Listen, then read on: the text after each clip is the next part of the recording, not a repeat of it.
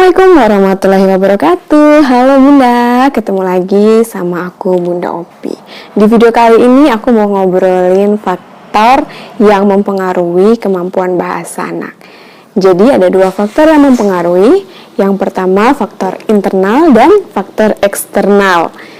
Faktor internal itu ada kecerdasan, jenis kelamin, dan kondisi medis. Untuk faktor yang eksternal ada lingkungan dan juga hubungan antara orang tua dan anak. Kita bahas satu-satu yuk. Faktor internal. Yang pertama, kecerdasan. Jadi, menurut hasil perkembangan bahasa dan perkembangan kognitif pada anak usia 1-3 tahun menyatakan bahwa perkembangan kognitif anak sangat berpengaruh pada pemahaman bahasa.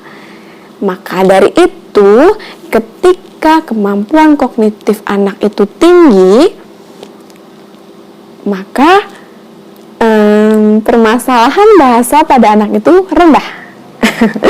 Apa itu kognitif? Bunda pasti sering dengar kata kognitif.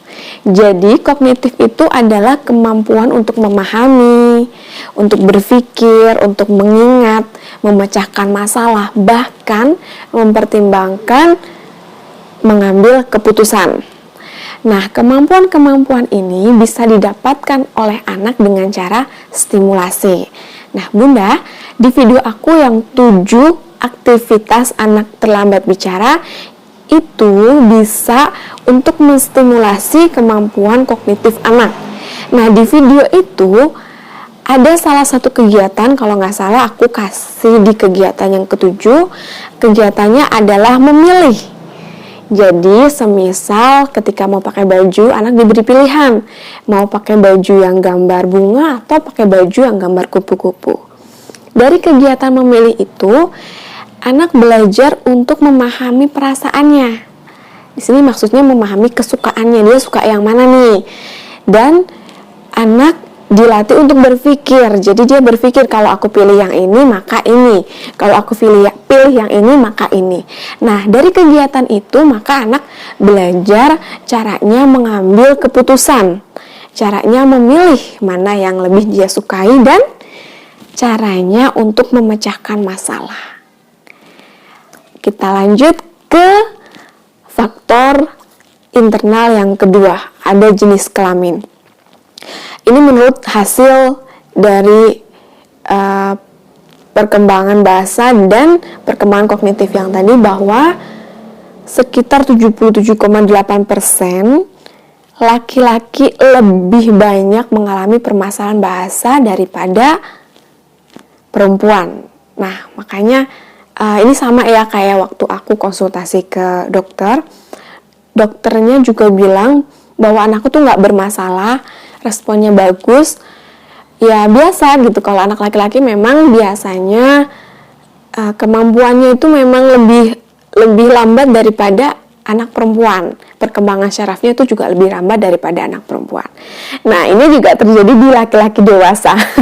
Jadi ketika kita ngomong nih sama bapak-bapak atau laki-laki dewasa, kita kadang mau ngomong banyak banget, tapi cuma dijawabnya sekali 2 kata. Ya masih mending jawab, kadang-kadang gak dijawab, ya kan?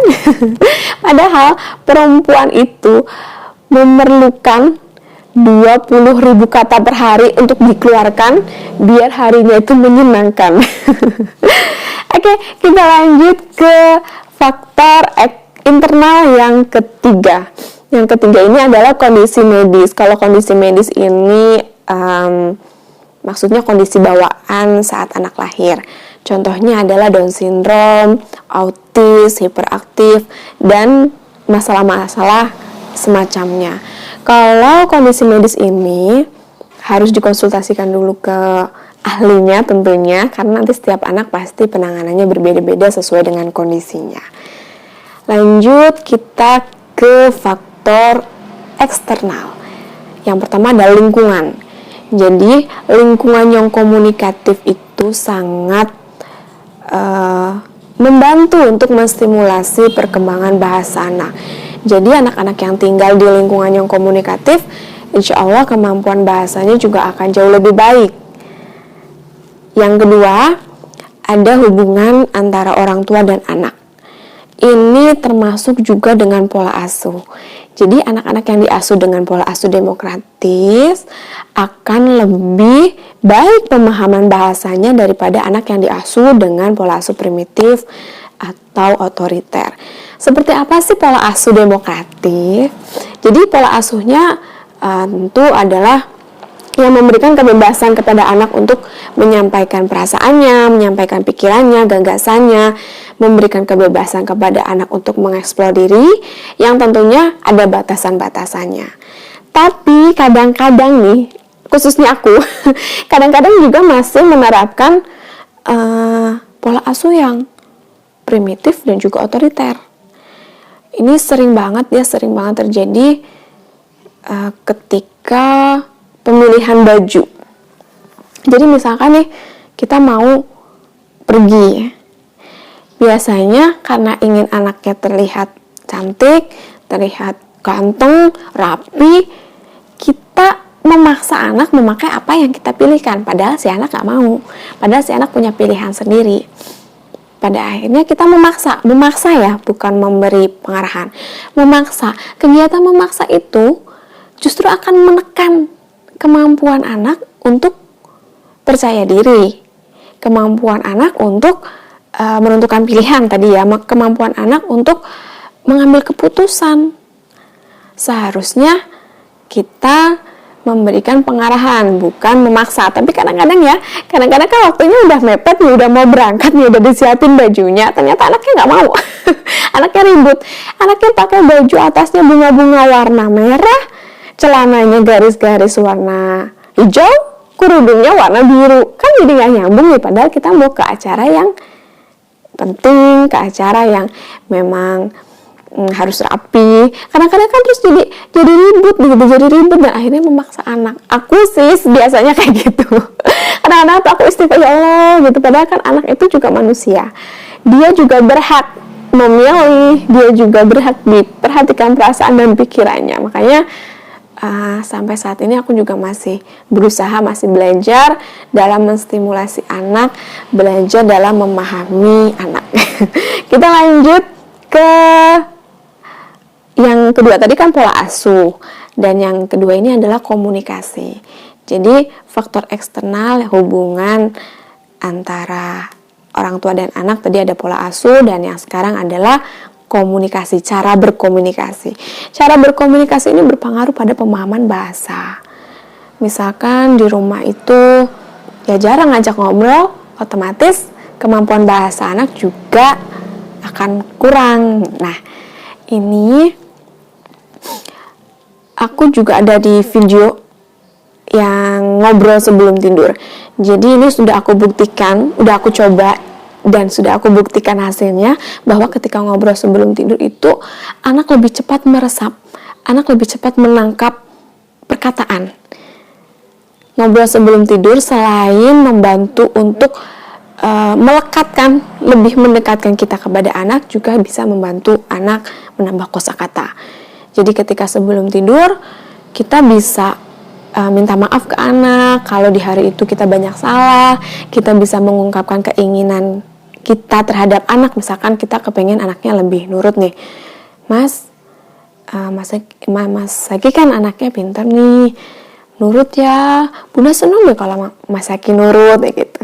Pokoknya kasih pengertian, kata-kata yang memotivasi anak. Dan di situ kita juga bisa bacain buku cerita, mendongeng, atau kita tanya jawab, yang mana kegiatan itu bisa meningkatkan kemampuan bicara dan bahasa anak. Nah, Bunda, sebelum menstimulasi anak, kita harus tahu dulu faktor penyebab anak menjadi bermasalah di bahasanya ataupun di bicaranya.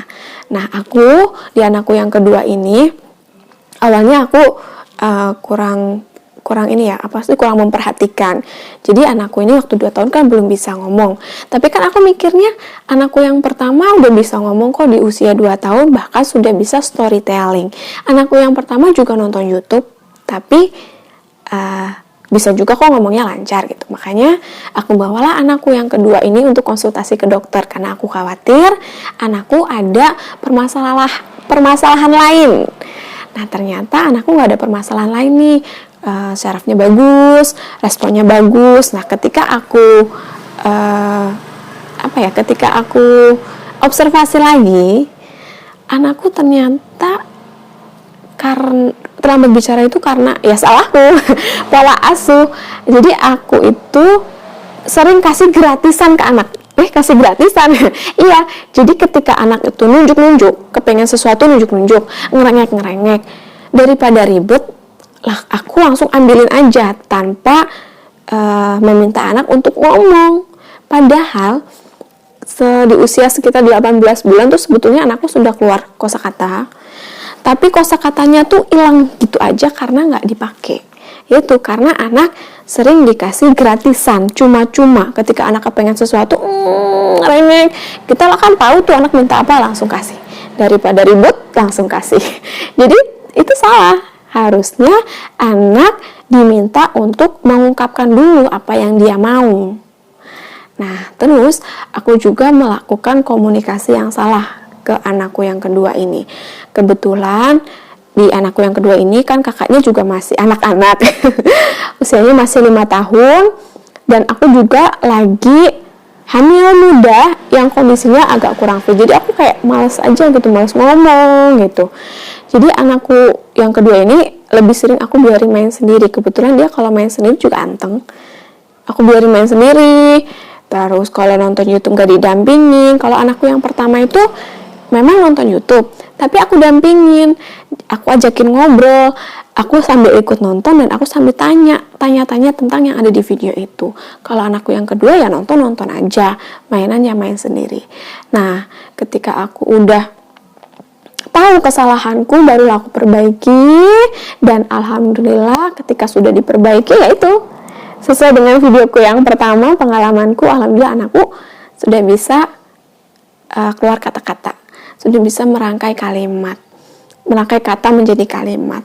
Dan alhamdulillah, alhamdulillah sebentar lagi usianya 3 tahun. Sekarang itu anaknya udah banyak banget ngomong, kosakatanya banyak banget, bahkan dia sudah bisa menyusun banyak kata dalam satu kalimat. Dia juga sudah bisa menceritakan ketika dikasih gambar, dia ceritakan gambarnya sesuai dengan apa yang ada di pikirannya, sesuai imajinasinya. Cuma masih ada PR-nya itu adalah artikulasi. Jadi anakku ini ketika ngomong, huruf mati di depan itu selalu hilang. Padahal ketika dieja misalkan mobil, ketika dieja dia bisa bil, dia bisa. Tapi ketika digabung tetap aja ganti jadi obil. Nanti kadang-kadang dia bisa mobil, tapi ketika ngomongnya panjang, cepet dia ganti obil lagi. Jadi ini aku juga masih harus belajar, harus praktek lagi, menstimulasi lagi. Semoga berhasil dan nanti aku bisa sharing ke bunda-bunda semua.